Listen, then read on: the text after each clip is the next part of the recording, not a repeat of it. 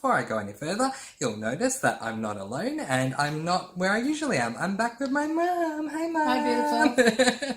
It's great to be here with my mum because today, among other things, we're going to be reviewing two books, you can see them in the background, that we both actually read together, which was an interesting experience. So, Mum, you have a spoiler-free pro and a spoiler-free con. So what is your spoiler-free con?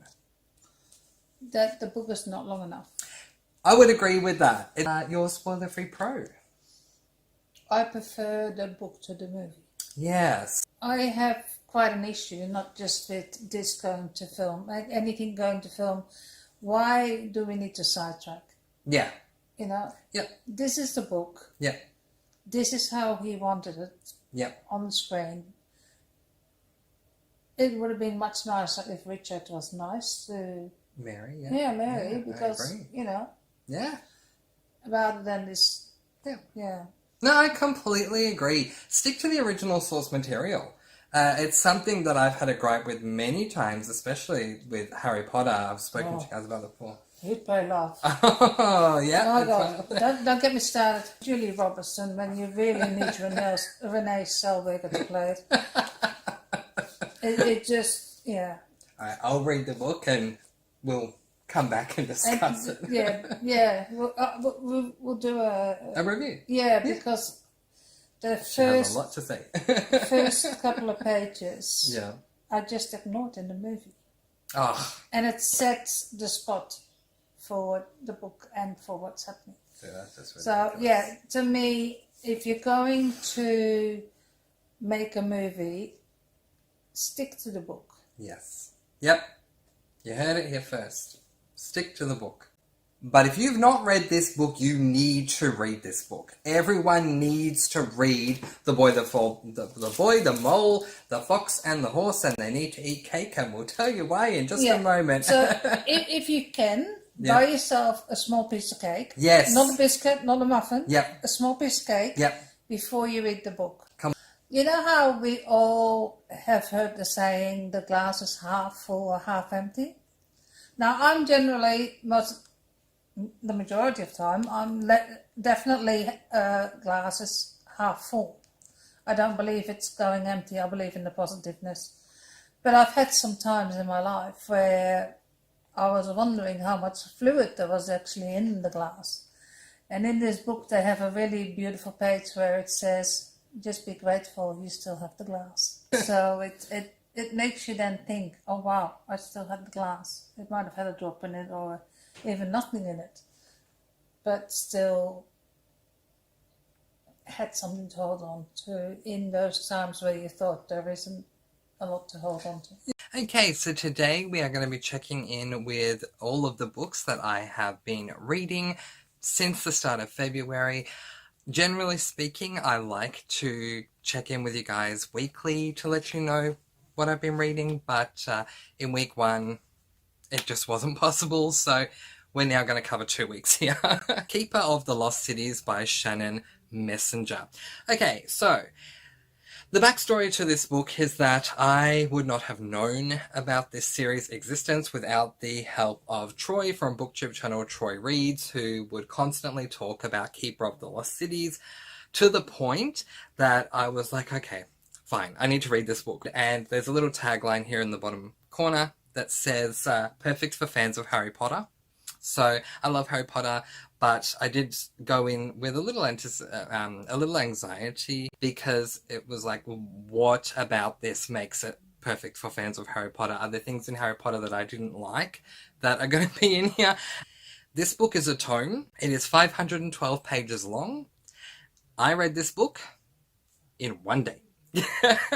Literally cover to cover, one day.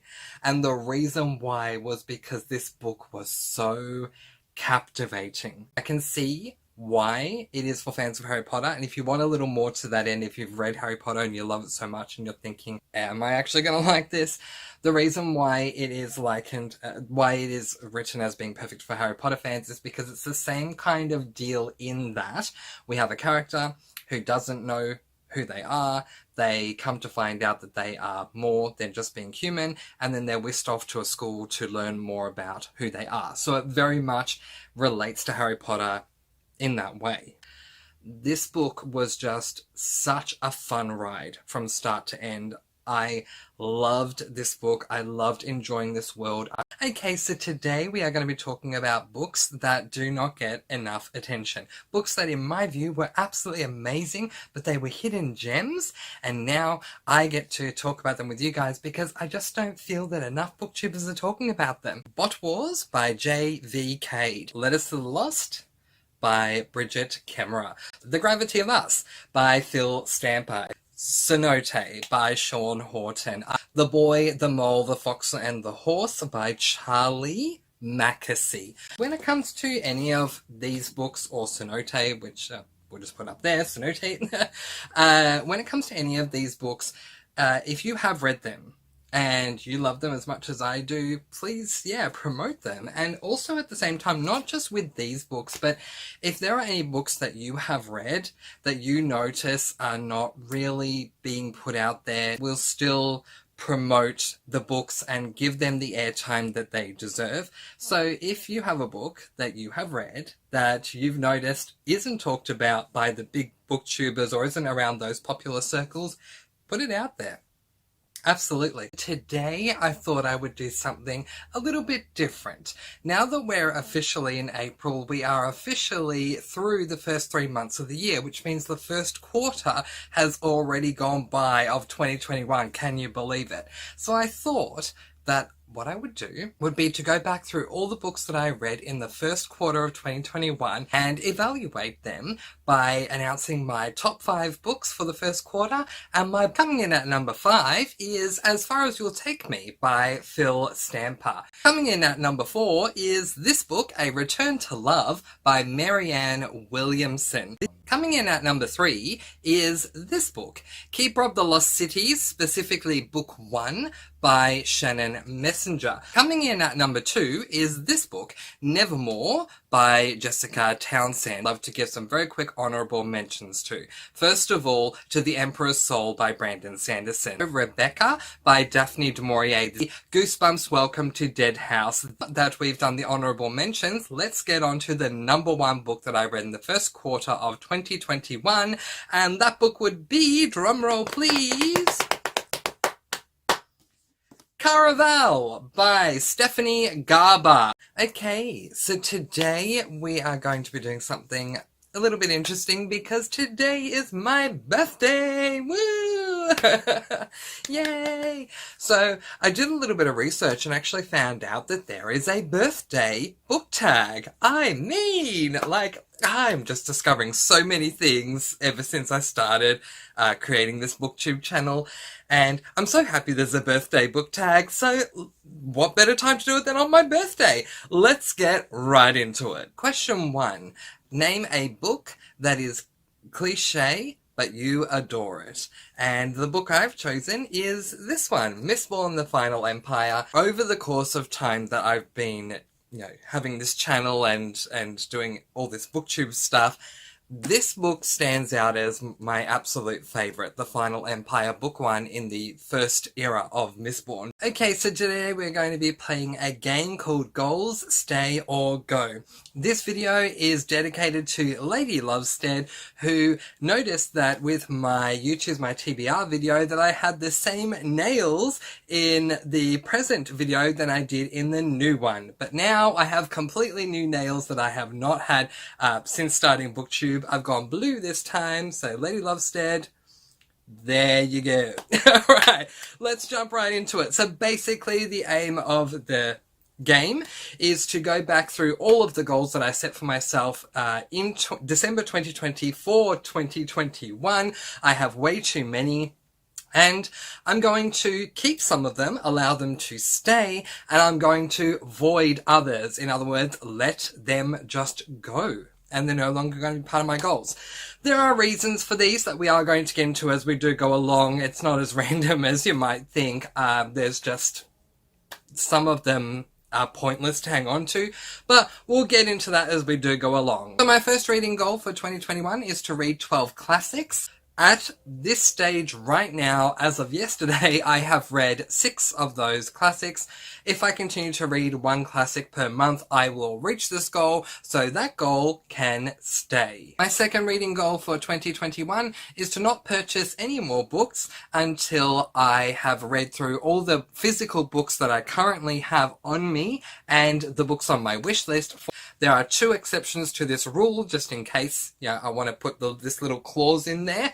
And that is the first one, As Far As You'll Take Me by Phil Stamper, and any Brando Sando. If Brandon Sanderson comes out with anything, or if there's anything I want to read that is Brandon Sanderson, I'm allowing myself to purchase that. We are going to veto that goal because I have already failed this goal. Okay, so today we are going to be continuing on with my favourites and non-favourites for the first half of the year. Today we're doing a fun one called Favourites by Genre. I'm kind of setting this up in an awards ceremony type way, where we're going to have some nominations and then we're going to reveal the favourite by announcing the winner. So the first genre of awards is my favourite thriller for the first half of 2021. And the nominations for my favourite thriller of the first half of 2021 are One of Us is Lying by Karen M. McManus, The Woman Outside My Door by Rachel Ryan, and Every Vow You Break by Peter Swanson. And the award goes to The Woman Outside My Door by Rachel Ryan. Was there any doubt? And now for the award for the most amount of books that I've read this year. That is right. It is time for our final award of the night, the 2021 Favourite Fantasy for the first half of the year. The nominations for my favourite fantasy for the first half of 2021 are City of Bones, the first book in the Shadowhunters series by Cassandra Clare, Caraval, the first book in the Caraval series by Stephanie Garber, Keeper of the Lost Cities, the first book in the Keeper of the Lost Cities series by Shannon Messenger, Nevermore, the first book in the Nevermore series by Jessica Townsend, and Mistborn Secret History, which is a novella by Brandon Sanderson. The winner of my 2021 favourite fantasy for the first half of the year, standing above the rest, goes to Caraval by Stephanie Garber. This was not an easy decision to make. So why did Caraval win? Because it is the only book that I've read this year that has made me experience every single emotion you can experience. Happiness, sadness, joy, anger, confusion. I went mad as the Mad Hatter, going round the twist and back again in such a good way with this book. No other book has had me on the edge of my seat the whole way through. So that's why Caraval deserves to win. Okay, so today I am coming at you with some LGBTIQ+ book recommendations, which are both by Adam Silvera, History Is All You Left Me, and they both die at the end. So a great lesson to learn: just because an LGBTIQ+ book is a YA does not mean it's not going to be hard-hitting, and does not mean that it's not necessarily going to trigger you. And Adam Silvera definitely proves that with both of these books. As I said, it does mean a lot to me representing these types of books on my channel. But now for a game that everyone seems to love that's really hard to do, so we'll try, called Up, Up, Up, Up, Up, Up, Up. These are the LGBTIQ+ books that I recommend. Reading vlog time. It's Thursday, which means it's time for the start of another week. So before I get into what I have been reading, I want to go over with you guys what I plan to get through for the rest of this week. This is the last week before the month ends, so now is the time to get through the remainder of my TBR quick, before the month is over. It's a nice little race towards that finish line. So here's what I'm looking at reading for the remainder of the week. Pretty Little Liars, Heartless, Pretty Little Liars number 7 out of 8 that I plan on reading by Sarah Shepard. The Witching Flower by Samantha Silva. This is a cozy mystery. It's going to be my first cozy mystery attempt. So Yeah, big thank you to all of those cozy friends that I've been making. You guys are getting me onto my first cozy read. Well done, thank you. My final Animorphs for the year, Animorphs book number 5, The Predator. This is a middle grade sci-fi. I will do an Animorphs video coming up soon where I talk about all 5 of them, so we'll discuss that. Second Goosebumps book for the year, Stay Out of the Basement, a middle grade horror. White Sand Volume 3 by Brandon Sanderson. And then, because, you know, if this is not already enough, got less than a week to get through all this, then I'm going to be starting my first read for September, which will be this book, well, this massive chunker of a book, A Little Life by Hanya Yanagihara.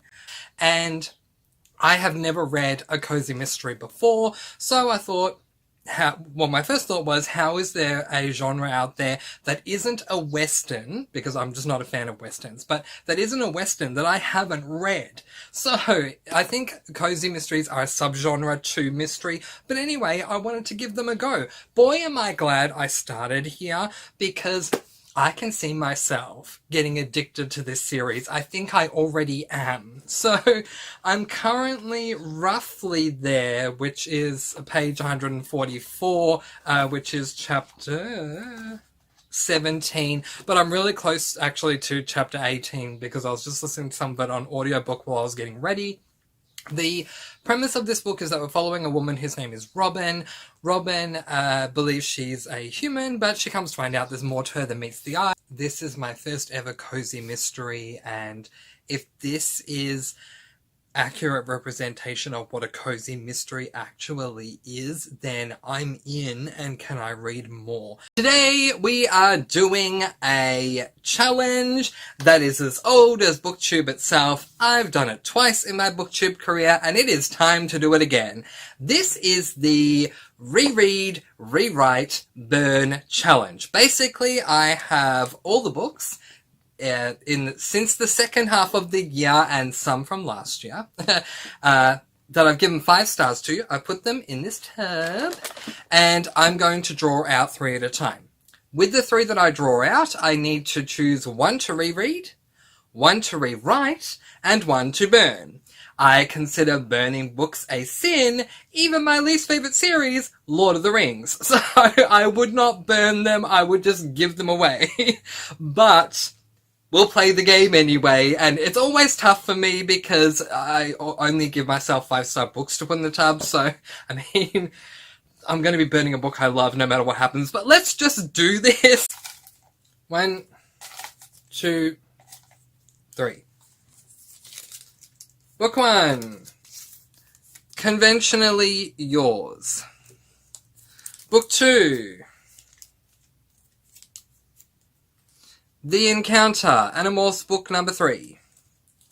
Book 3. Ooh, The Count of Monte Cristo. Conventionally Yours. The Encounter. The Count of Monte Cristo. Okay. What am I going to do with these books? No, so again, the rules. I need to pick 1 to reread, 1 to rewrite, and 1 to burn. My gosh, are you seriously kidding me?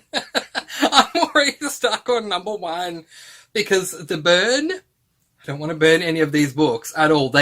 All of these books received overwhelming 5 stars from me. This one received 5 stars because it was such a beautiful read. This one received 5 stars because it was such an important character-driven read. This one received 5 stars because it's arguably one of my favourite classics now that I've read it. So, I mean... I'm going to reread The Encounter because I don't want to rewrite it. It's perfect as it is. I'm going to rewrite The Count of Monte Cristo because it is incredibly long. It's 1,276 pages long, this edition, and there's some padding in there that makes the page count longer, in my opinion, that doesn't need to be there. So I would take that out. That would be my rewrite. I'd edit it down. I'd cut it down a bit. Which means I'm burning Conventionally Yours. I don't like this game already. Let's move on. I don't like this game, I don't like this game, I don't like this game, why am I such a martyr, why do I keep playing it? Okay, so today we are going to be doing my October monthly wrap, talking all the books that I read in the month of October. Couple of quick notes before we begin. First of all, welcome to a new setup for me. For those of you who have been following my reading vlogs, you were probably aware that my sister was bringing in a new bookshelf for me. Here it is! Welcome! So I have a limited amount of space in this room for bookshelves, so I'm doing the best I can. I'm also going to rearrange my books after I filmed today, but what do you guys think? Let me know. Alright, second note, no reading vlog this week because, well, I'm doing the monthly wrap, so I figured no point really having a reading vlog for the fourth week of the month. But now that's done, let's get into talking about all the books that I read for the month of October. We're going to start off, as per usual, by putting the stats on the screen in 3, 2, 1, go. So, for the month of October, I read a total of 13 books, comprising of 8 fantasy, 1 classic, 1 contemporary, and 3 horror. To my age groups, I read 6 YA, 5 adult, and 2 middle grades. To my lengths, I read 1 double tome and a half, 4 tomes, 4 3/4 tomes, no half tomes, and 4 novellas, totaling 5,709 pages, which is a record for me. To my star ratings, I had 4 5 stars, 4 4 stars, 3 3 stars, and 2 2 stars. To change things up a little bit, I'm going to do this in star rating order. We're going to start from the lowest rated books of the month and work our way up to the highest rated books. Starting off with my 2-star reads for the month, and the first 2-star book that I read was this book, The Tower of Fools by Andrzej Sapkowski. Today I'm doing my bookshelf tour, and I tell you what, there is not one video at all that I do on my channel that gets me half as excited as my bookshelf tour. So I'm going to start off with what I call my display shelf. I'm actually holding my phone for the first couple of seconds just to show you the very tippy top of the shelf where we've got the candle holders. I also have some books up there. Ignoring A Christmas Carol, which is that book right there, which is just being displayed for the sake of the fact that it's Christmas. This first cube here in the display shelf, top left-hand side, is a fantasy, and the first book on the right, the white one, is fantasy, but the rest well, they're actually like a mismatched pitch podge, really, right now. I've got a bit of everything there, so that seems a bit unorganised, so don't mind me. Into the Drowning Deep by Mira Grant, 4 stars. On to my thrillers/mysteries, starting with my cozies. The Witching Flower by Samantha Silva, 4 stars. And 12 Slaves of Christmas by Jacqueline Frost, 5 stars. Now welcome to Brando Sandotown! All of the books from Brandon Sanderson's Cosmere universe, at least the ones that are physically available. Let's begin. Onto the White Sand series, White Sand Volume 1, 5 stars. White Sand Volume 2, 5 stars. And White Sand Volume 3, 4 stars. Elantris, 5 stars. The Emperor's Soul, 5 stars. And on to arguably my favourite series in the Cosmere, Mistborn Era 1. The nostalgia. The Final Empire, 5 stars. The Well of Ascension, 5 stars. And The Hero of Ages, 5 stars. And Mistborn Secret History, 5 stars. On to Mistborn Era 2, The Alloy of Law, 3 stars. Shadows of Self, 4 stars. The Bands of Mourning, 5 stars. Warbreaker, 5 stars. And rounding out the Cosmere with the Stormlight Archives. The Way of Kings, 4.5 stars. Edge Dancer, 3 stars. Words of Radiance, 5 stars. And Oathbringer, 4 stars. This is my copy of Rhythm of War. I planned to get to it this year but didn't get time. I hope to get onto it really soon in 2022. And that is it. Those are all of the books on my bookshelves. I hope you enjoyed this bookshelf tour. As I said, this is a video that takes such a long time to do, but it's so worth it because I always enjoy watching it back. If you enjoyed watching this video, please give it a like so that I know you guys want to see more bookshelf tours in the future. But in the meantime, that is where I am going to leave it, letting you guys go with peace, blessings, and so much love. And I'll see you again soon. Mwah! Thank you so much for watching, and of course, happy reading!